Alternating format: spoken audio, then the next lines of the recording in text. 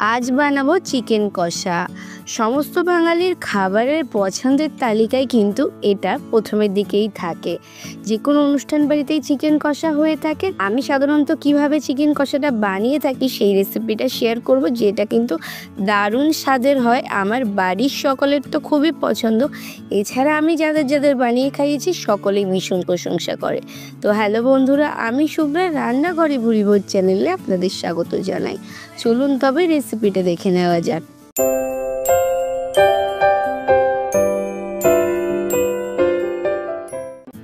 Chicken কষা বানানোর জন্য এখানে নর্মাল কাট 1 কেজি মুরগির মাংস নিয়ে নিয়েছি। ভালো করে ধুয়ে পরিষ্কার করে নিয়েছি। এরপর একটা মশলা তৈরি করে নেব। প্রথমে মিক্সি জারে দিয়ে দিলাম বেশ কিছুটা রসুন। এখানে 2টো রসুন আছে পুরো গোটা, আর দিয়েছি 2 ইঞ্চি পরিমাণে আদা, 4টে কাঁচা লঙ্কা দিয়ে মিক্সিতে পেস্ট করে নিয়েছি। খুব বেশি জলের ব্যবহার করিনি, এরকম শুকনো শুকনো কিন্তু মশলার পেস্টটা তৈরি করতে হবে। তবে ঝাল যদি আপনারা বেশি খান লঙ্কার পরিমাণ অবশ্যই বাড়িয়ে দেবেন। এরপর গ্যাসে কড়াই বসিয়ে দিয়েছি। কড়াইটা খুব ভালোভাবে তাতিয়ে নিয়েছি। তারপর দিয়ে দিয়েছি 5 থেকে 6 টেবিল চামচ পরিমাণে সর্ষের তেল। তেল ভালোভাবে গরম হয়ে গেলে দিয়ে দিচ্ছি ফোড়নে 2টো এলাচ, 4টে লবঙ্গ, 2 টুকরো দারচিনি, হাফ চা চামচ গোটা জিরে, একটা শুকনো লঙ্কা আর একটা তেজপাতা। সমস্ত কিছু 30 সেকেন্ড মতো নেড়ে নেব। ফোড়ন থেকে খুব সুন্দরভাবে গন্ধ বেরোলে আমি পাতলা পাতলা করে ঝিরি করে কেটে নেওয়া পেঁয়াজ দিয়ে দিচ্ছি। এখানে আমি মাঝারি সাইজের 5টা পেঁয়াজ কুচিয়ে নিয়েছি। মুরগির মাংসের পেঁয়াজ আর রসুনের পরিমাণটা একটু বেশি দিলেই ভালো লাগে। আদার পরিমাণ খুব বেশি দেওয়ার প্রয়োজন হয় না। এরপর নেড়ে চেড়ে পেঁয়াজটাকে ভেজে নেব।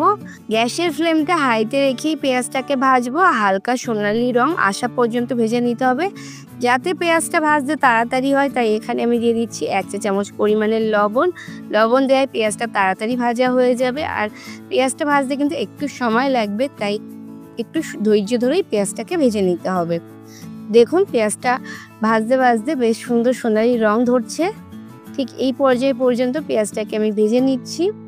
এরপর আমি এর মধ্যে দিয়ে দেব আগে থেকে ধুয়ে পরিষ্কার করে রাখা মুরগির মাংসটা। এই রান্নাটায় কিন্তু আগে থেকে মাংস ম্যারিনেশন করার কোনো প্রয়োজন নেই, আমি এইভাবেই রান্নাটা করি। এরপর একইভাবে গ্যাসের ফ্লেমটা হাইতে রেখে পেঁয়াজের সাথে মাংসটাকেও একটু ভেজে নেব।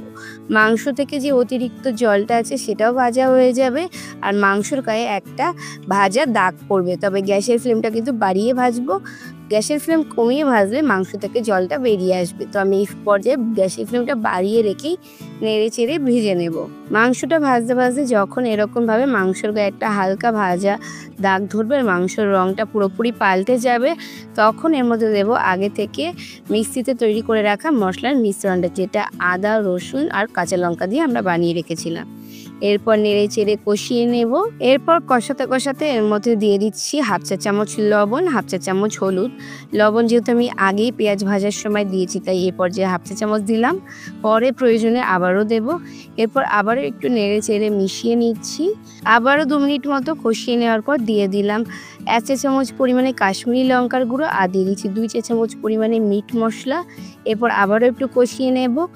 চিকেন কষা যত ভালো কষানো হবে স্বাদ ততই ভালো হবে। আর এরকমভাবে একে একে মশলাগুলো অ্যাড করে করে কষালে রান্নার স্বাদ অনেক বেশি ভালো হয়। একবারে সব মশলা না দিয়ে একটু করে কষিয়ে নিয়ে তারপরে মশলাগুলোকে আমি অ্যাড করব। আবারও 2-3 মিনিট মতো কষিয়ে নিয়েছি। এরপর দিয়ে দিচ্ছি একটা মাঝারি সাইজের টমেটো কুচি করে কেটে নিয়েছি। টমেটোটা দিয়ে আবারও 2 মিনিট মতো কষিয়ে নেব। এরপর 2 মিনিট মতো কষিয়ে নিয়ে আমি গ্যাসের ফ্লেমটা একদম লোতে করে দিয়ে ঢাকা চাপা দিয়ে একটু কষিয়ে নেব। এতে মাংস থেকে যে জলটা আছে সেটা ছেড়ে দেবে, আর সেই জলেই মাংসটা কষানো হবে। আমি ঢাকা চাপা দিয়ে 10 মিনিট মতো রান্না করে নিয়েছি। 10 মিনিট পর ঢাকনাটা খুলে আবারও একটু নেড়ে চেড়ে মিশিয়ে নিচ্ছি, যাতে তলা থেকে ধরে না যায় সেদিকে খেয়াল রাখতে হবে। তাই মাঝে মাঝে ঢাকনা খুলে একটু নেড়ে চেড়ে কষিয়ে নিতে হবে। এরপর দিয়ে দিচ্ছি 5-6টা কাঁচা লঙ্কা। আমি গোটা দিয়েছি, আপনারা ঝাল বেশি খেলে অবশ্যই চিড়ে দেবেন। এরপর আবারও একটু নেড়ে চেড়ে মিশিয়ে নিয়ে আবারও ঢাকাটা চাপা দিয়ে কষিয়ে নেব আরও 10 মিনিট মতো। তবে মাঝখানে অবশ্যই করে একবার খুলে দেখে নেবেন মাংসটা তলা থেকে ধরে যাচ্ছে কি না। ঢাকা দিয়ে যে এই 20 মিনিট রান্না করলাম, এই সময়ের মধ্যে কিন্তু মাংসটা ভালোভাবে সেদ্ধ হয়ে যাবে। এরপর আমি 10 মিনিট পর আবারও ঢাকনাটা খুলে নিচ্ছি। আর দেখুন মাংস থেকে কিন্তু জলও ছেড়েছে আর তেলটাও বেশ সুন্দর ভেসে উঠেছে। মাংসটা অনেকটা সুন্দর কষানো হয়ে গেছে। আবারও একটু নেড়ে চেড়ে কষিয়ে নিচ্ছি। ঢাকনা খুলে নেওয়ার পরও কিন্তু আমি গ্যাসের ফ্লেমটা লোতে রেখেই কষাচ্ছি। চিকেন কষা যত ভালোভাবে কষানো হবে রান্নার স্বাদ ততই ভালো হবে। তো দেখুন মশলাটা কত ভালো কষানো হয়ে গেছে, মাংস থেকে কিন্তু তেল ছেড়ে দিয়েছে। একদম শুকনো শুকনো হয়ে যাওয়া পর্যন্ত কষিয়ে নিতে হবে। যখন এরকম শুকনো হয়ে যাবে আমি হাফ কাপ মতো একটু জল দিচ্ছি, যাতে একটু হালকা গ্রেভি বা জুসি ভাব আসে। তবে খুব বেশি ঝোল কিন্তু আমি রাখবো না, তাই খুব সামান্য জল দিয়েছি। আপনারা দেখে বুঝতেই পারছেন কতটা পরিমাণে জল দিয়েছি, হাফ কাপেরও কম আমি জল দিয়েছি। খুবই সামান্য একটু জল দিয়েছি, দিয়ে একটু নেড়ে চেড়ে মিশিয়ে নিচ্ছি। এরপর 1-1.5 মিনিট মতো রান্না করে নেব। যখন তেলটা ভেসে উঠবে তখনও পর্যন্ত দেখুন তেলটা ভাজতে শুরু করে দিয়েছে। তো এই পর্যায়ে আমি দিয়ে দিচ্ছি সামান্য একটু গরম মশলা, 1 চা চামচের 4 ভাগের 1 ভাগ গরম মশলা দিয়েছি। গরম মশলাটা দেওয়ার পর নেড়ে চেড়ে মিশিয়ে নিয়েছি, আর তৈরি হয়ে গেছে আমাদের চিকেন কষা। দেখলে বুঝতেই পারছেন চিকেন কষাটা দেখতে কতটা সুন্দর হয়েছে, কতটা লোভনীয় হয়েছে। লুচি, রুটি, পরোটা বা গরম ভাত, রাইস, পোলাও যে কোনো কিছুর সাথে এই চিকেন কষাটা দুর্দান্ত লাগে। দেখুন তেলটা ভেসে উঠেছে, গ্যাসের ফ্লেমটা আমি অফ করে দিচ্ছি। আমি 5 মিনিট মতো স্ট্যান্ডিং টাইম দেব, তারপর গরম গরম সার্ভ করে দেব। আর আপনাদের কিন্তু আমি 5 মিনিট পর দেখিয়ে দিচ্ছি খুলে এটা দেখতে কীরকম হয়েছে।